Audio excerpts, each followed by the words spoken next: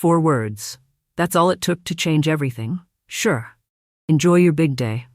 I typed them into my laptop on a quiet Tuesday morning, my coffee growing cold beside me, and I knew at that moment that those 4 simple words would echo louder than any scream I could have unleashed.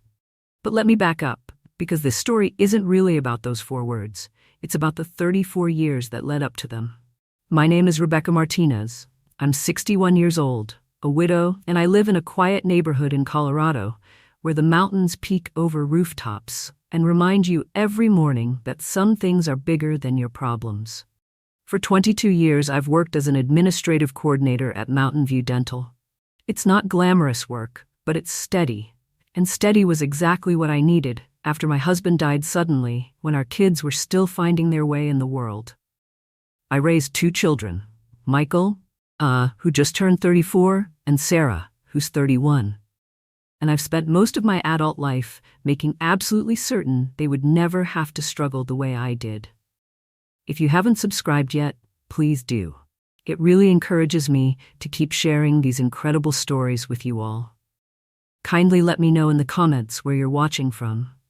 I love knowing where my sweethearts are tuning in. When I'm not managing appointment schedules and insurance claims, you'll find me in the community center on Thursday evenings, paintbrush in hand, trying to capture the way light falls across the Colorado landscape in watercolors. It took me 15 years to finish my associate's degree at Front Range Community College, attending evening classes between soccer practices and parent-teacher conferences. But I did it because I wanted my kids to see that you don't give up on yourself, even when life gets complicated. But last Tuesday, I received an email that made me question everything I thought I knew about love, sacrifice, and what it really means to be family. It was from Michael. No subject line, just his name sitting in my inbox like a quiet bomb waiting to go off. I actually smiled before opening it, thinking maybe it was a quick update about the wedding plans or one of those sweet random messages that remind you why you worked 3 jobs to put someone through college. We had just talked a few weeks earlier about his upcoming wedding in Napa Valley. I had already contributed $35,000 to help him and his fiancé Andrew book their dream venue, secure the photographer they'd been stalking on Instagram for months, and reserve the florist that Andrew had loved since his college days. $35,000. Let me put that in perspective for you. That's more than half my annual salary. That's 2 years of my Thursday night painting classes. That's the vacation to Ireland I've been promising myself for a decade. But when your child calls you with excitement in their voice, talking about the most important day of their life, you don't think about Ireland. You think about how to make their dreams come true. But when I opened that email, my smile didn't just fade. It shattered. Mom, the email started. Not dear mom or hi mom. Just mom, like a label on a file cabinet. Michael explained that he, along with his fiancé Andrew and Andrew's family, had finalized the guest list for their ceremony in Napa Valley. And after much thought that apparently didn't include consulting the woman who had given birth to him, raised him, and funded a significant portion of his wedding, they had decided it was best for me to watch the wedding via livestream. Not in person. Via livestream. He added that Andrew's mother was particular about the guest count and wanted to keep things intimate. Intimate. As if the woman who had carried him for 9 months, who had stayed up all night when he had pneumonia at age 7, who had driven 8 hours to help him move apartments 4 different times, was somehow too intrusive for an intimate family gathering. But the line that felt like salt being poured into an open wound came at the end. If you want to be a part of it, you can watch through the Zoom link we've created. Should be just like being there. Just like being there. With a smiling emoji. As if watching your own son get married through a computer screen while sitting alone in your living room was some kind of technological miracle we should all be grateful for. I stared at that screen for what felt like hours, but was probably only minutes. My coffee grew cold. My hands didn't shake. I didn't cry. I didn't call my sister or my best friend from work. I didn't draft a long, emotional response explaining how much this hurt. Instead, Something inside me quietly shifted, like tectonic plates moving deep underground. You don't feel the earthquake right away, but you know the landscape has changed forever. I clicked reply. I typed 4 words, sure, enjoy your big day. I didn't add an emoji. I didn't ask questions. I didn't beg or plead or try to negotiate my way back into my own son's wedding.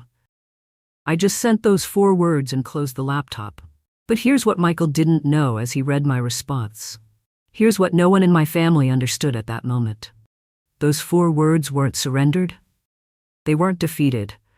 They were the sound of a woman who had spent 3 decades being useful, finally deciding to discover what it felt like to be valued. That Tuesday wasn't just another day. It was the day I stopped pretending that my sacrifices meant something to the people I sacrificed for. It was the day I realized that love without boundaries isn't love at all. It's just elaborate servitude with a prettier name. And it was the day everything began to change.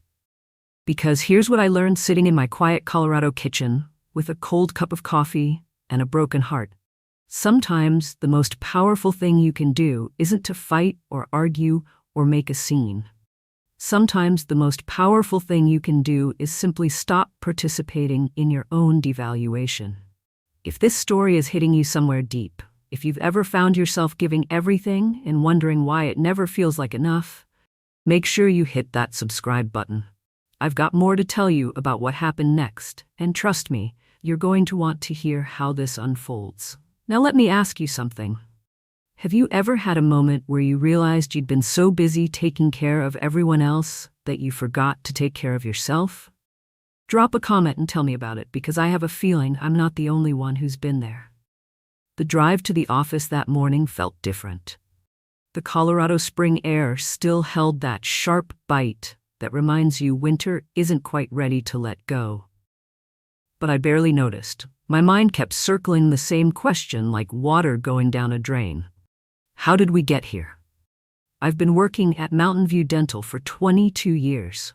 It's not the kind of job that gets you invited to fancy dinner parties or makes your college friends jealous at reunions. I answer phones, schedule appointments, deal with insurance companies that seem designed by people who have never actually needed medical care, and occasionally hold the hand of a patient who's terrified of root canals.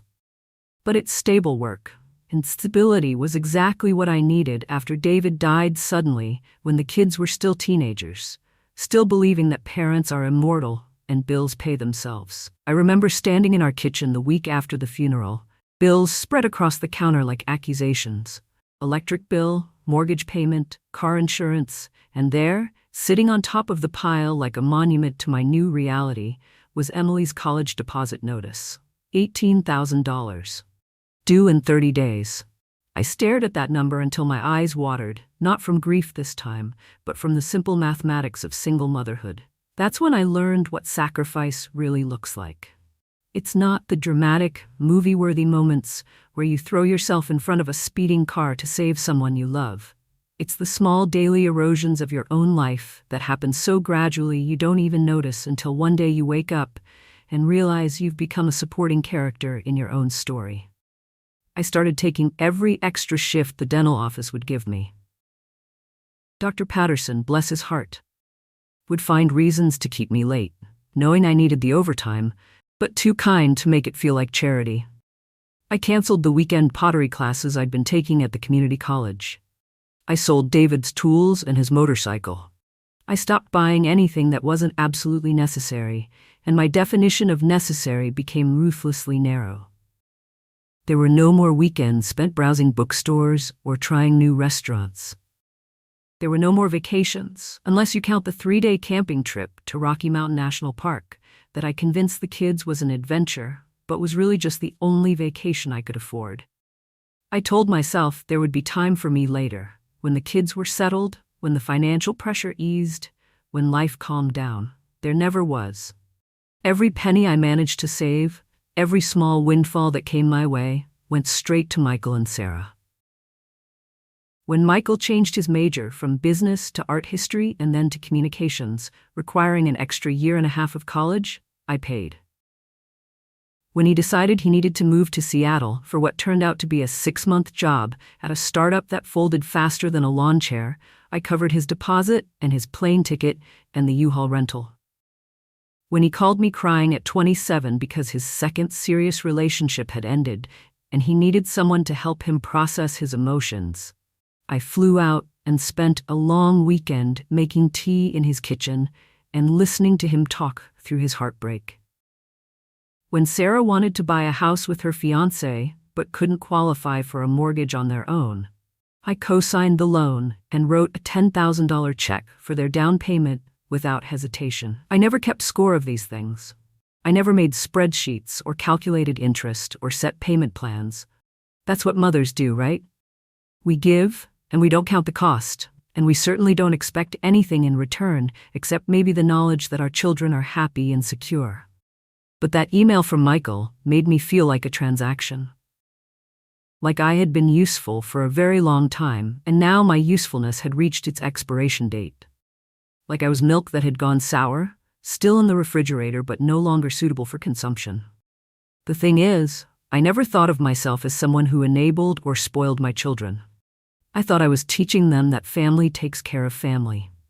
That love is spelled sacrifice. That when someone you care about needs help, you don't ask questions or set conditions, you just help. I thought I was modeling generosity and unconditional love. What I actually modeled was that Rebecca Martinez exists to solve other people's problems, that my dreams are less important than everyone else's, and that love without limits is not just possible but expected. I taught my children that I would always be there to catch them when they fell, which sounds beautiful until you realize they stopped trying not to fall.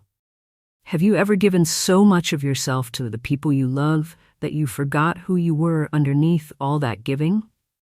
Hit subscribe if you want to know what I did next, because this story is just getting started. Segment 3. Unexpected kindness. Back at the office, I tried to lose myself in the familiar rhythm of work. Insurance claims, appointment confirmations, the steady hum of dental equipment in the background. It's amazing how normal life continues even when your world has just shifted off its axis. Patients still need their teeth cleaned. Root canals still need to be scheduled. The world doesn't pause for your personal earthquakes. But Dr. Patterson noticed something was off right away. He's one of those rare men who remembers birthdays and how you take your coffee and the names of your pets. After 22 years of working together, he's learned to read the subtle changes in my demeanor the way a sailor reads weather patterns.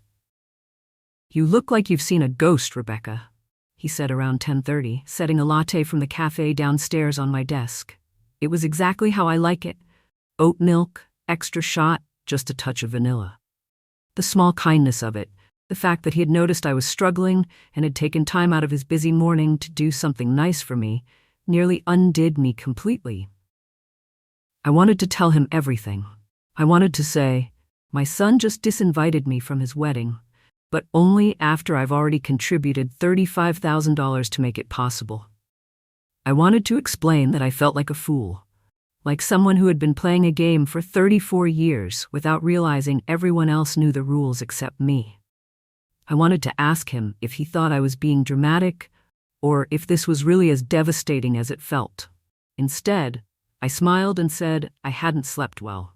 He didn't push, didn't pry, didn't offer unsolicited advice about getting more exercise or trying meditation or any of the other well-meaning suggestions people offer when they don't really want to know what's wrong.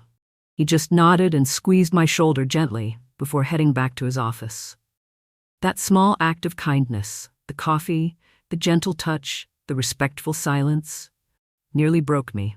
After all the noise in my head that morning, all the questions and hurt and confusion, it reminded me that I still existed as a person separate from my role as mother and ATM. It reminded me that there were people in the world who saw me, who valued me, even if it was just quietly, just in passing. Around lunchtime, my phone started buzzing. Michael's name lit up my screen like a spotlight I didn't want to be under. Then it stopped. Then it started again. Text messages followed. "Mom, please answer. We need to talk. This isn't funny. Call me back." I stared at that phone for a long time, watching Michael's name appear and disappear as call after call went to voicemail. And something crystallized in my mind, something that had been forming since I sent that four-word response but hadn't quite taken shape until now. Maybe it was time to stop being the one who always answers. Maybe it was time to stop dropping everything the moment one of my children needed something, wanted something, demanded something. Maybe it was time to stop playing a supporting role in someone else's story when they wouldn't even let me have a seat in the audience. I didn't listen to the voicemails. Not yet. I just sat there sipping my latte, watching the spring snow dust the mountains in the distance, and thought about what it might feel like to matter. Not as a source of financial support or emotional labor or problem solving, but as a person whose presence was wanted, not just tolerated. As someone whose feelings were considered before decisions were made, not explained away after the fact. For the first time in a very long time, I was curious about what my life might look like if I stopped being quite so available, quite so willing to sacrifice my own peace for everyone else's comfort. That afternoon, I made a decision that would shift the ground beneath all of us. I wasn't going to scream or cry or send long emotional texts explaining how hurt I was. I wasn't going to beg for an invitation to my own son's wedding or try to negotiate my way back into his good graces. I was going to do something far more powerful. I was going to act. What would you do if your own child made you feel invisible after you'd given them everything? Hit that subscribe button if you're ready to hear about the choice that changed everything. After work, I didn't go straight home like I usually do. Instead, I drove to Mountain Community Bank, a small, locally owned institution 3 blocks from the dental office where I've done my banking for the past 15 years. The late afternoon sun was casting long shadows across the parking lot, and I sat in my car for a moment, hands on the steering wheel, wondering if I was about to make a decision I'd regret for the rest of my life. But then I thought about that emoji. That cheerful little yellow face grinning at me from Michael's email, as if being excluded from my own son's wedding was some kind of amusing technological convenience. And I knew I wasn't going to regret anything. Jennifer, the branch manager, had helped me with everything from setting up college funds to adjusting my retirement contributions over the years. She's one of those banking professionals who actually seems to care about her customers as people, rather than just account numbers. When I walked through the glass doors, she immediately stood up from her desk with that genuine smile that can't be faked. "Mrs. Martinez," she said, extending her hand for a warm shake. "What can I do for you today?" I sat down across from her and placed my purse carefully on the floor. My voice, when I spoke, was calmer than I felt, steadier than it had any right to be. "I need to cancel a wire transfer." Jennifer blinked, her fingers already moving toward her keyboard. "Of course. Which transfer are you referring to?" "The one to the Napa Valley venue," I said, "for my son's wedding." She paused, looking at me more carefully now. "There may be a cancellation fee depending on the timing, but may I ask why?" "The circumstances have changed," I replied, without elaborating. "Some truths are too complicated to explain to your bank manager, and some decisions are too personal to justify to anyone except yourself." Jennifer looked something up on her computer screen, her expression shifting from professional courtesy to something that looked almost like relief. "You're in luck, Mrs. Martinez. The transfer hasn't been processed yet. You're just in time." She paused then, studying my face with the kind of careful attention that told me she was seeing more than she was saying. "Are you sure? This is $55,000 we're talking about. That's a significant amount." $55,000. That was the amount I had planned to send as the second installment, on top of the $35,000 that was already gone. $90,000 total for a wedding I wasn't allowed to attend. $90,000 for a celebration of love that apparently didn't include loving me enough to want me there. Let me put that number in perspective for you. $90,000 is more than I made in 2 years. It's a new car, paid in full.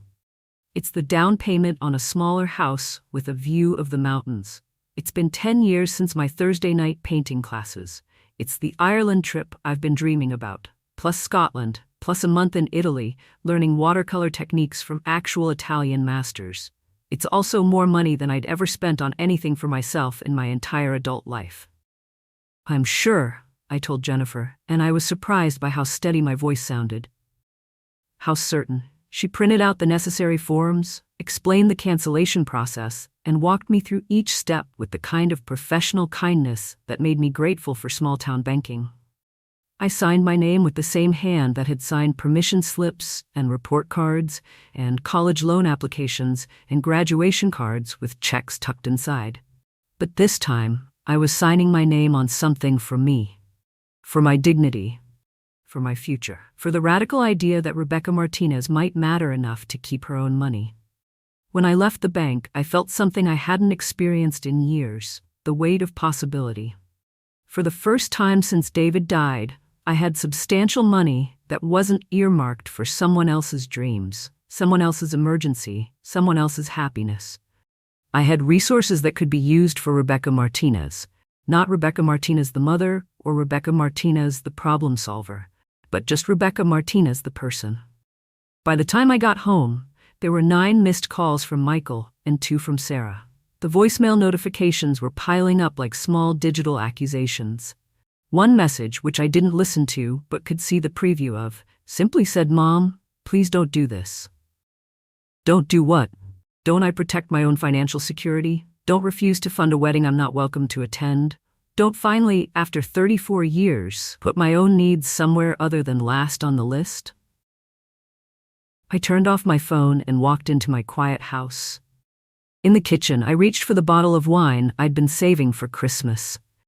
It was a nice bottle, something David had bought before he died, something I'd been keeping for a special occasion that never seemed to come. Christmas had passed without Michael visiting. Work, he'd said. Too busy with wedding planning to make the drive from Denver. I poured myself a glass and took it out to the back porch. The spring evening was cool but not cold, and I could hear birds settling into the cottonwood trees for the night. A neighbor's dog barked once, then settled.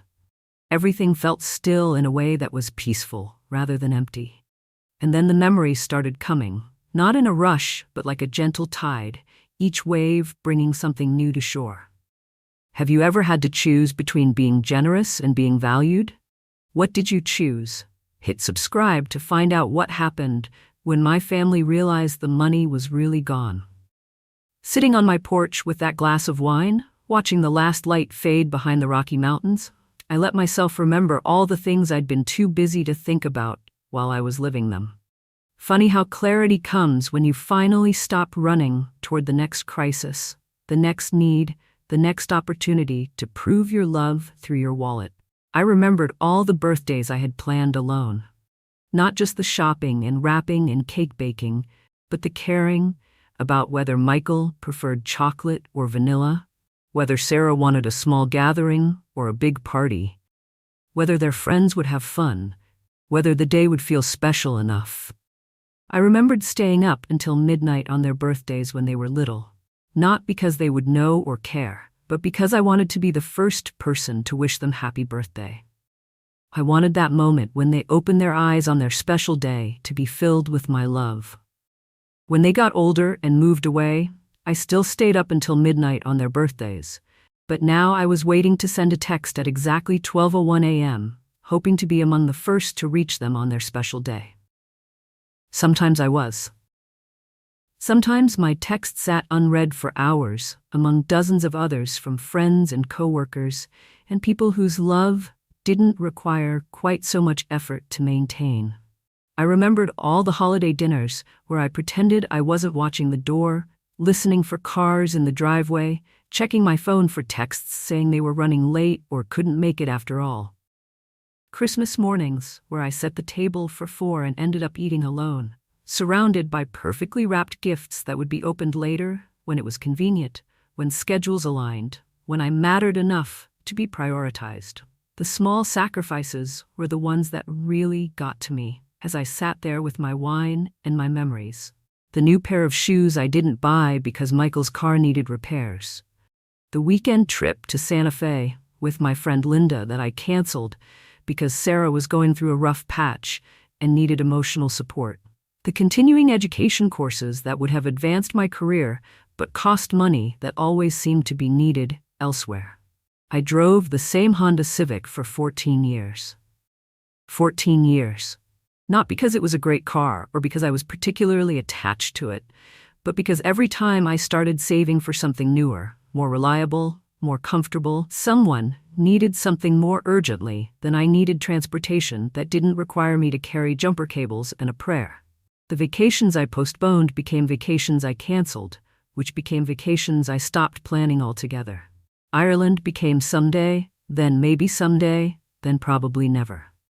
I had a folder on my computer filled with travel websites and hotel bookings and flight information for trips that existed only in my imagination. But as I sat there, the memories that really broke my heart weren't the big ones. They were the tiny moments of invisibility that had accumulated over the years like dust in the corners of my life. Like the time Sarah called me at work, crying because she'd had a fight with her fiancé, and I spent 45 minutes on the phone with her, missing my lunch break and my scheduled mammogram, helping her process her feelings and work through the conflict. 2 weeks later, when I called to tell her I'd been promoted to senior administrative coordinator, she listened for about 30 seconds before interrupting to tell me about a new restaurant she'd discovered. Or the time Michael called me at 11 p.m. on a Tuesday because he was anxious about a work presentation and needed to talk through his nerves. I stayed up until after midnight, listening and encouraging and helping him practice his talking points. The next day, when I texted to ask how it went, he never responded.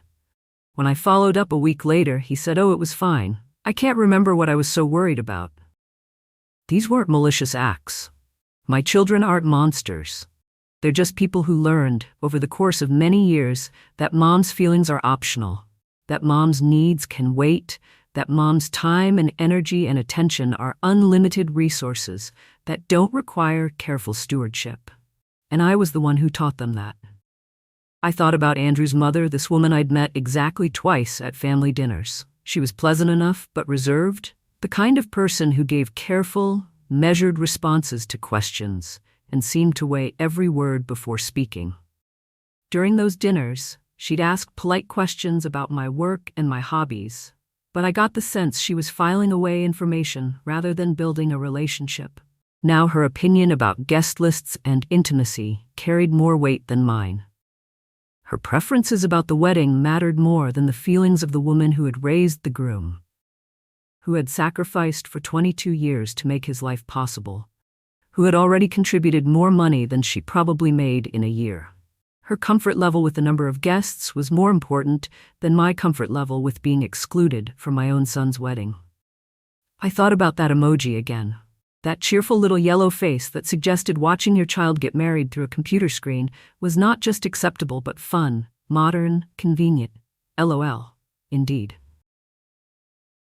And finally, I thought about myself, not as Michael's mother or Sarah's mother or David's widow or Dr. Patterson's dependable employee, but as Rebecca Martinez, a 61-year-old woman who had somehow forgotten what she wanted out of life because she'd been so busy making everyone else's life possible. What did I want? The question felt foreign, like trying to remember a language I'd once spoken fluently but hadn't used in decades. I wanted peace. I wanted dignity. I wanted a life that didn't revolve around being useful to people who only showed up when they needed something. I wanted to matter in someone's life the way they mattered in mine. I wanted to be valued, not just loved. I wanted to be seen, not just supported. I wanted to stop burning myself to keep other people warm. As I finished my wine and watched the stars appear over the mountains, I realized that wanting these things didn't make me selfish. It made me human. And maybe, just maybe, it wasn't too late to remember how to live like one. What do you want that you've been afraid to ask for? Drop a comment below and let me know, because I have a feeling you understand this feeling more than you might want to admit. And if you're ready to hear what happened when my family realized I was serious, hit that subscribe button. Around 9 p.m., just as I was settling into the quiet of my own thoughts, the doorbell rang. I considered ignoring it. After the day I'd had, the last thing I wanted was to deal with a neighbor asking to borrow something or a teenager selling magazine subscriptions. But curiosity won out over self-preservation, and I opened the door to find Sarah standing on my front steps. She was still in her work clothes, navy blazer, sensible heels, her hair pulled back in the kind of precise bun that says, "I'm a professional woman who doesn't have time for nonsense." But her tie was loosened and her sleeves were rolled up, and she was holding her phone in one hand like it was a shield she might need to deploy at any moment. "Mom," she said, stepping inside before I could even say hello, "why aren't you answering your phone?" "Hello to you too, Sarah," I replied, closing the door behind her with deliberate calm. "Would you like some tea? I just put the kettle on." She ignored the offer and started pacing my living room like a caged animal. "Michael's freaking out. He says you're not coming to the wedding now. He says you're being difficult."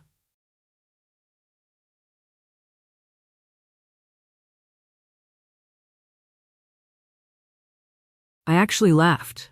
Not a bitter laugh or a sarcastic laugh, but a genuine laugh of recognition. Difficult? For not attending a wedding I was uninvited from? Sarah stopped pacing and turned to face me, her expression somewhere between exasperation and disbelief. "You know it's not that simple. Andrew's parents are footing most of the bill, and you know how traditional they are. They have very specific ideas about how things should be done." I raised an eyebrow. "Traditional? I already paid $35,000 toward this wedding, Sarah. I was about to give $55,000 more. That's not tradition. That's just taking advantage of someone's generosity while simultaneously disrespecting them." Sarah's face went completely pale. "Wait, you were sending another $55,000? When?" I said, taking a sip of my tea. "But not anymore." "Oh my God, Mom, they're counting on that money. The venue, the food, the flowers. They've already made commitments based on." "Not my problem anymore," I said evenly. And that's when Sarah's composure finally cracked. Her voice rose to a pitch I hadn't heard since she was 16, and I'd refused to let her go to a party where I knew there wouldn't be adult supervision. "Of course it's your problem. He's your son. This is his wedding. You always make everything about yourself." And there it was, the line that revealed everything. The accusation that told me exactly what my children really thought about their mother's feelings, needs, and basic human dignity. I made everything about myself. The woman who had worked 3 jobs to pay for their education was selfish. The woman who had canceled her own dreams to fund theirs was self-centered. The woman who had given $35,000 toward a wedding she wasn't even welcome to attend was making it all about herself. Something inside me that had been bending for 34 years finally snapped. "Get out of my house." Sarah blinked. "What? You heard me, Sarah. Get out." "Mom, I didn't mean—" "No," I said, my voice soft but unmovable. "You meant exactly what you said. You think that me having feelings about being excluded from my own son's wedding is selfish. You think that me refusing to fund a celebration I'm not invited to is making it about myself. So let me make this crystal clear for you. If my presence at family events is negotiable, then so is my financial support. If my feelings don't matter, then neither does my money. Get out." Sarah stood there for a moment longer, her mouth opening and closing like she was trying to find words that would undo what she'd just revealed about herself.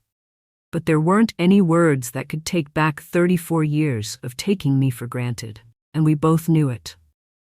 She turned and walked out, closing the door behind her with the kind of careful control that was somehow louder than any slam.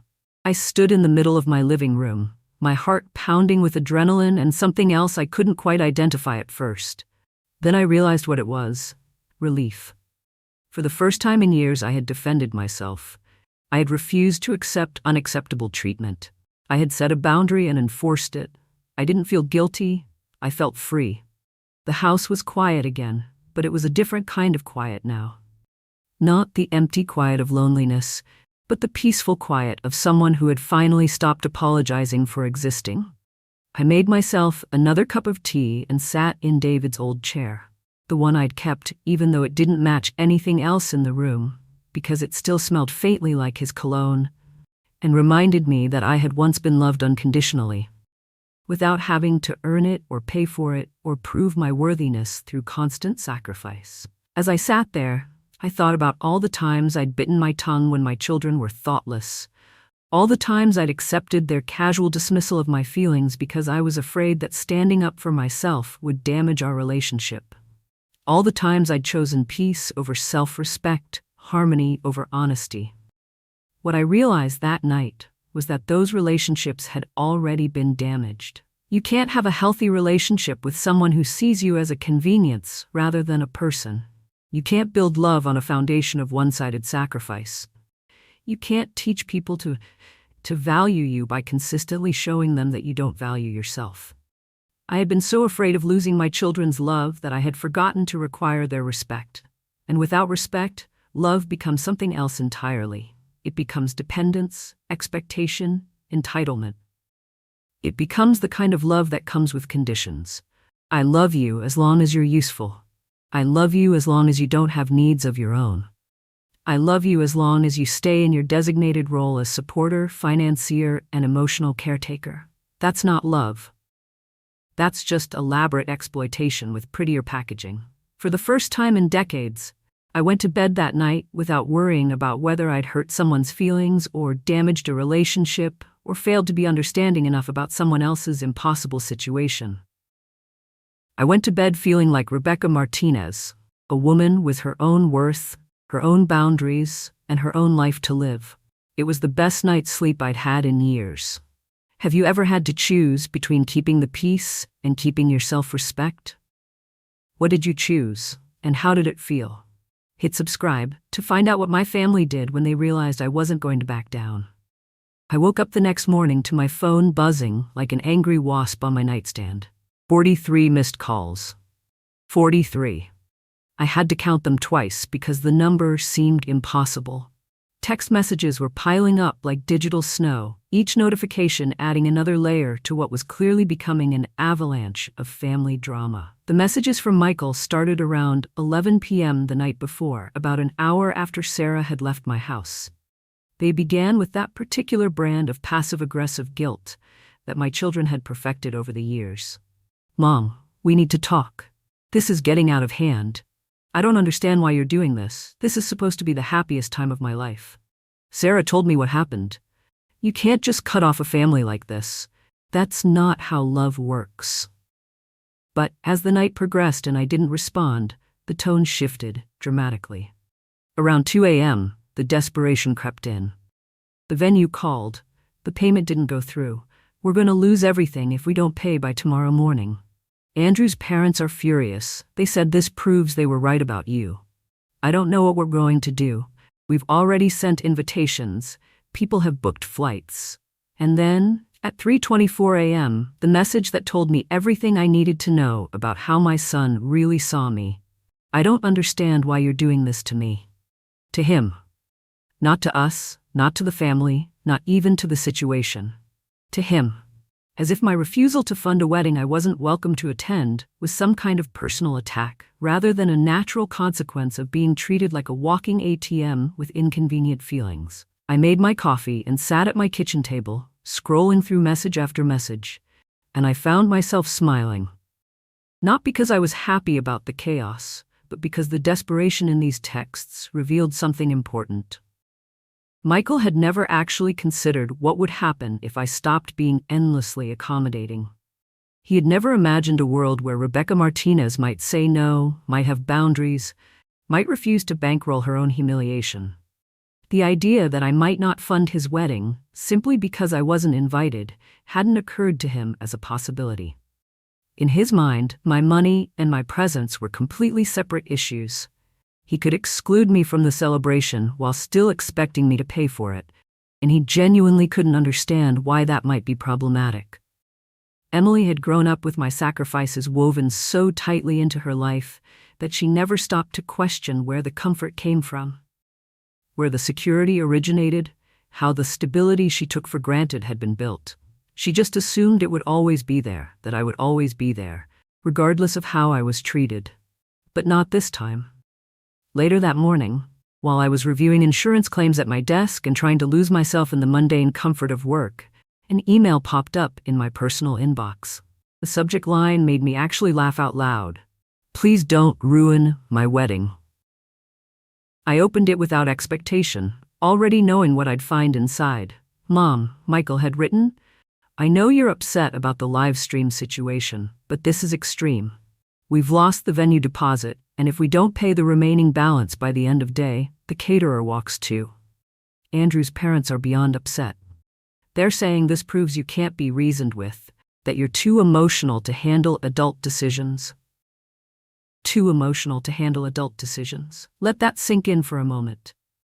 The woman who had single-handedly raised 2 children after her husband's sudden death, who had worked multiple jobs to put them through college, who had managed a household and a career and endless family crises for decades, was apparently too emotional to handle adult decisions. The email continued, "Please don't do this. We can talk about you attending the ceremony, but we need the funds first. The vendors won't wait, and we can't afford to lose any more deposits. I know you think we don't appreciate everything you've done, but we do. We just need you to trust us on this one thing." There it was, laid out in black and white. They were willing to talk about letting me attend my own son's wedding, but only after I'd paid for it.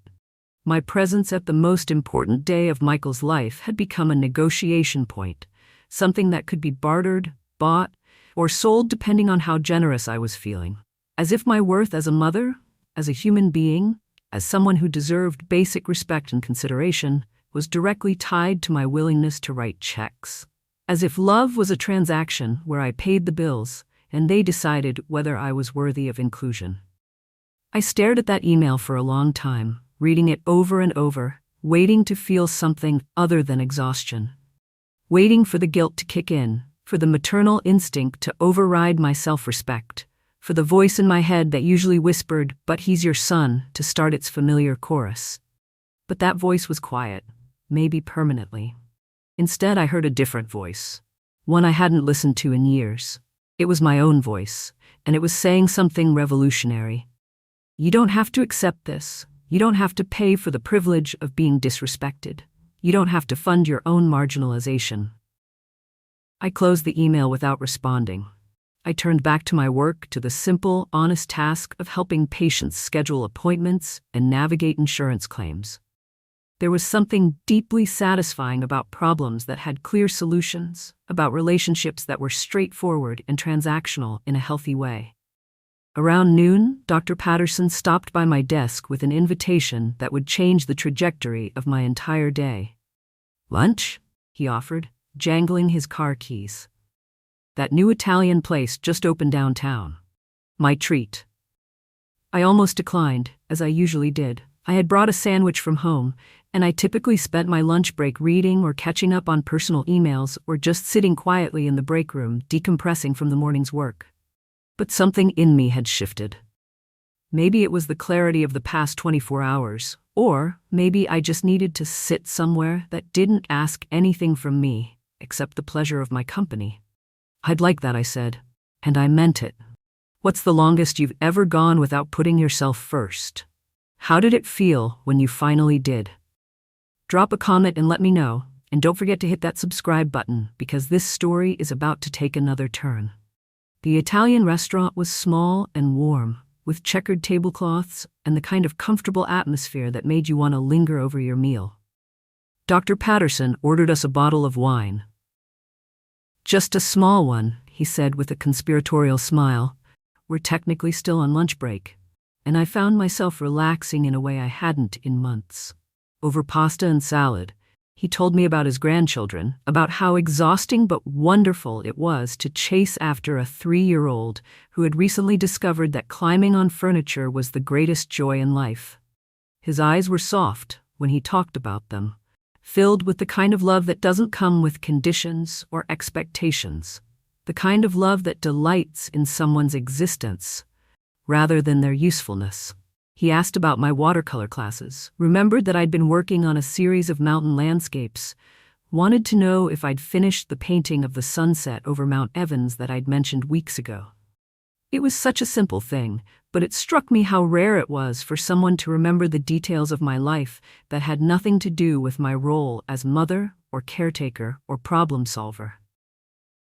"You seem different today," he said halfway through lunch, twirling linguine around his fork, with the kind of practiced ease that suggested he'd been eating Italian food long before it became trendy.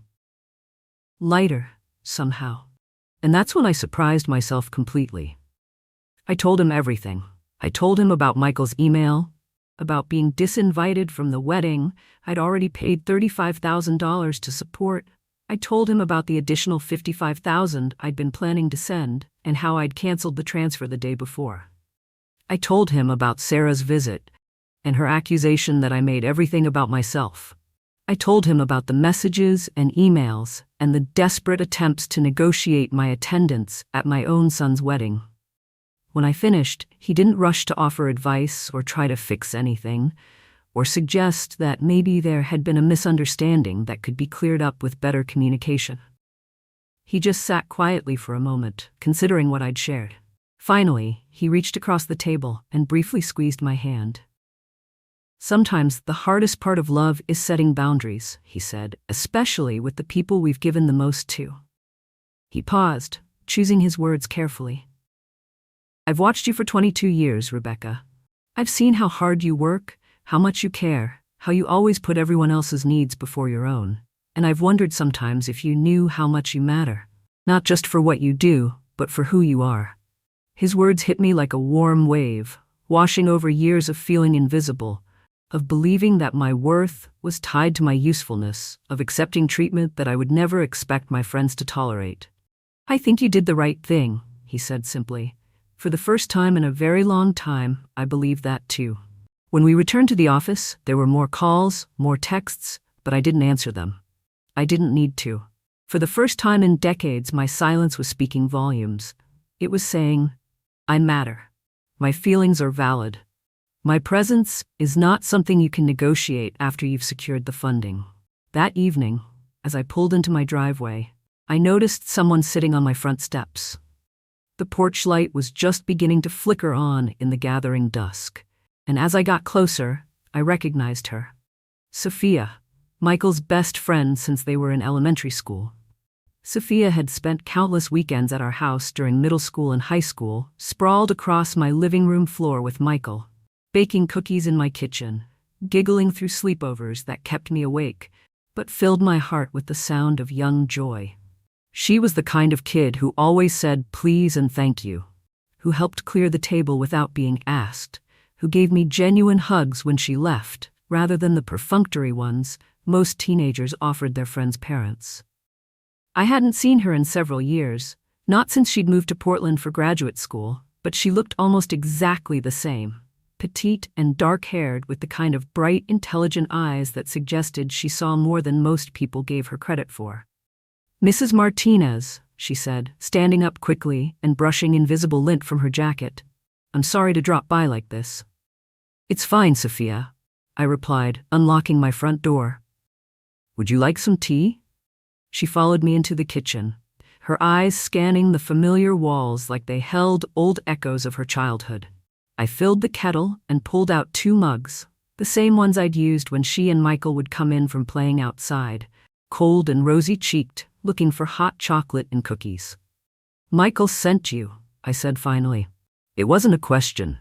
She didn't answer right away, just stood there watching me prepare the tea with the kind of careful attention that suggested she was trying to figure out how to say something difficult. "He's a mess," she finally admitted. "They lost the venue this morning. The florist dropped out this afternoon. Andrew's parents are threatening to cancel the whole thing and fly back to Boston." I said nothing, just placed a steaming mug in front of her and sat down across the small kitchen table where I'd helped her with algebra homework 20 years ago. "He's panicking," Sophia continued. "He knows he messed up, he just doesn't know how to fix it." I took a sip of my tea and looked at this young woman who had been like a daughter to me for so many years, who had called me Mom Martinez, and had cried in my arms when her own parents divorced during her senior year of high school. "Is that why you're here?" I asked gently. "To fix it?" She shook her head, her dark hair falling across her face. "No, I'm here to ask if there's anything he can say or do to change your mind." It was such a simple question, but it cut straight to the heart of everything. Was there anything Michael could say or do? Was there an apology that would undo the feeling of being treated like a walking checkbook? Was there an explanation that would make it okay to be excluded from my own son's wedding? Was there a magic combination of words that would restore my willingness to fund my own humiliation? I looked at Sophia, still young, still hopeful, still believing that love could solve any problem if it was just expressed clearly enough. "No," I said quietly, "there isn't." Her shoulders sagged. "Not even if he apologizes?" I handed her a mug of tea and considered the question seriously. Would an apology change anything? Would words of regret alter the fundamental dynamic that had led us here? "Words are easy, Sophia," I said finally, "especially when people are desperate. But the people who truly love you don't wait until you cut them off to see you. They don't wait until you stop funding their dreams to consider your feelings. They don't treat your presence in their life as optional until the money runs out."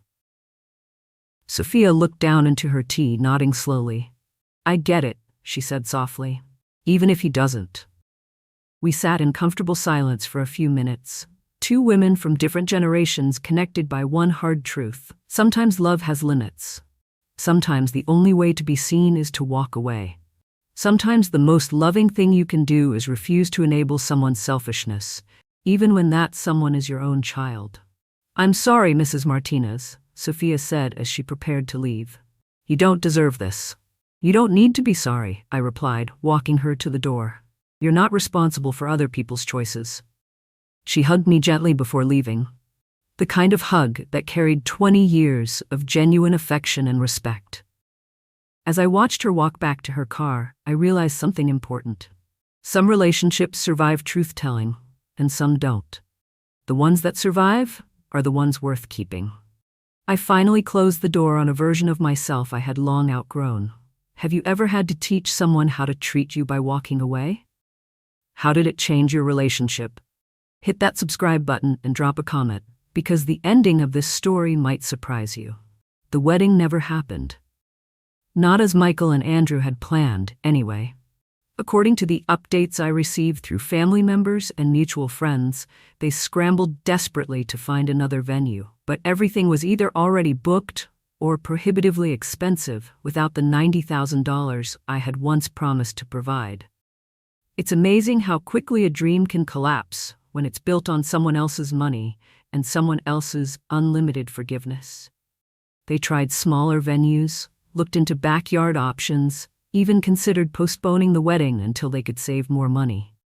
But Andrew's parents, who had apparently been hesitant about the relationship from the beginning, saw the financial chaos as confirmation of their concerns. They withdrew their support, both financial and emotional, and flew back to Boston without another word. According to Sarah, who served as a reluctant messenger for information I never asked to receive, Michael and Andrew eventually held a small ceremony in Sarah's backyard about 6 weeks later. Just a few relatives, Andrew's brother who flew in from Chicago, and a justice of the peace who charged $200 and brought his own camera. No flowers, no professional photography, no string quartet, no reception dinner that cost more per plate than most people spend on groceries in a week. I wasn't invited to that ceremony either, and this time I didn't need to be. In the weeks that followed, there were attempts at reconciliation that felt more like negotiations than genuine relationship repair. Michael sent one more email, a long, rambling message that managed to be half apology and half justification. He was sorry I felt hurt, but I had to understand the pressure they were under from Andrew's family. He was sorry about the timing of everything, but I had to realize that wedding planning was stressful, and people sometimes said things they didn't mean. He was sorry things had gotten so complicated, but I had to see that my reaction was disproportionate to what had actually happened. I read that email once, carefully, looking for any sign that he understood what had actually happened. Looking for any acknowledgement that excluding me from his wedding while expecting me to pay for it was fundamentally wrong. Looking for any recognition that my feelings mattered, that my dignity deserved protection, that 34 years of sacrifice had earned me more than a Zoom link and a laughing emoji. I didn't find any of those things. Instead, I found more of the same pattern that had defined our relationship for years. My feelings were valid only insofar as they didn't inconvenience anyone else. My needs mattered only when meeting them didn't conflict with someone else's wants. My presence was welcome only when it came without conditions or expectations of basic respect. I archived the email and never responded. Sarah made a few attempts at mediation, calling to say that Michael missed me, that he wanted to work things out, that families should be able to move past disagreements like this. But every conversation revealed the same fundamental misunderstanding. They all believed this was about hurt feelings that would heal with time, rather than about a relationship dynamic that had been unhealthy for decades. None of them understood that I wasn't angry anymore. I was just done. There's a strange peace that comes with letting go, not in rage but in clarity. For the first time in my adult life, I woke up each morning not wondering who needed something from me, not bracing for the next crisis that would require my time or money or emotional labor, not calculating how much I could afford to give before I reached the limits of my own resources. I made a new rule for myself, simple but revolutionary. If my presence is negotiable, then so is my effort. I stopped initiating contact with my children. I stopped remembering birthdays they had stopped acknowledging. I stopped sending care packages and surprise gifts and just thinking of you cards. I stopped being the one who always called, who always reached out, who always worked to maintain relationships that had become entirely one-sided. The silence was initially unsettling, like living in a house where you've gotten used to a persistent noise that suddenly stops. But gradually, that silence filled with other things.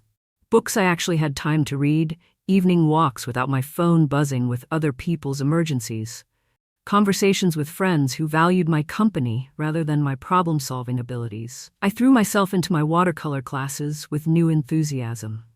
Without the constant financial drain of other people's needs, I could afford better supplies, additional workshops, even a weekend retreat in the mountains, where I learned new techniques for capturing light and shadow. My paintings began to improve dramatically, not just technically, but emotionally. There was a freedom in the brushstrokes that hadn't been there before, a confidence in the color choices that reflected my growing comfort with taking up space in my own life. I joined a hiking group that met every Saturday morning. I started attending the monthly book club at the local library. I said yes to dinner invitations from coworkers, to weekend trips with friends, to opportunities that I had always declined because I was too busy being available for family crises that somehow always seemed to require immediate attention. For the first time in decades, I had money in my savings account that wasn't earmarked for someone else's emergency. I bought new furniture for my living room, not expensive furniture, but pieces I actually liked rather than whatever was practical and would withstand the wear and tear of constant family gatherings. I replaced my 14-year-old Honda with a certified pre-owned Subaru that had heated seats and a sunroof and a sound system that made me actually enjoy my daily commute. I planned a trip to Ireland for the following spring. Not someday, not maybe, not when the timing was better, but for specific dates with actual airplane tickets and hotel reservations. I was going to see the Cliffs of Moher and the Ring of Kerry and all the places I had been dreaming about for 20 years, but had never been able to visit because the money always needed to go elsewhere. People asked me if I missed my children, if I regretted my decision, if I ever thought about reaching out to repair the relationships. The questions always surprised me because they assumed I was nursing hurt feelings rather than protecting my own well-being. Did I miss them? I missed the children they had been, the ones who ran to me with scraped knees and homework questions and stories about their days. I missed the young adults who had called me for advice and comfort and encouragement. But I didn't miss the adults they had become, the ones who saw me as a resource rather than a person, who measured my love by my willingness to sacrifice my own needs for theirs. Did I regret my decision? Not for a moment. Setting boundaries had given me back my life, my dignity, my sense of self-worth. For the first time in years, I felt like Rebecca Martinez, rather than just somebody's mother, somebody's problem solver, somebody's emergency contact. Did I think about reaching out? Sometimes. But then, I remembered that healthy relationships don't require one person to do all the reaching. If Michael and Sarah wanted a relationship with me, they knew where to find me. They knew my phone number and my address and my email. The silence wasn't my responsibility to break. What I learned during those months was something I wished I had known decades earlier. You don't have to burn yourself to keep other people warm. You don't have to accept poor treatment because it comes from people you love. You don't have to fund your own disrespect or enable other people's selfishness just because they share your DNA. Love without boundaries isn't love at all. It's just elaborate servitude dressed up in prettier language. The strongest kind of love, I discovered, is the love that includes respect for yourself. The love that says, I care about you enough to refuse to participate in dynamics that are unhealthy for both of us. I love you enough to stop enabling your selfishness. I value our relationship enough to insist that it be built on mutual consideration rather than one-sided sacrifice. And sometimes, the most loving thing you can do is walk away from people who refuse to treat you with basic human dignity, even when those people are your own children. If this story has resonated with you, if you've ever found yourself in a similar situation where love became confused with endless giving, I want you to know that you're not alone.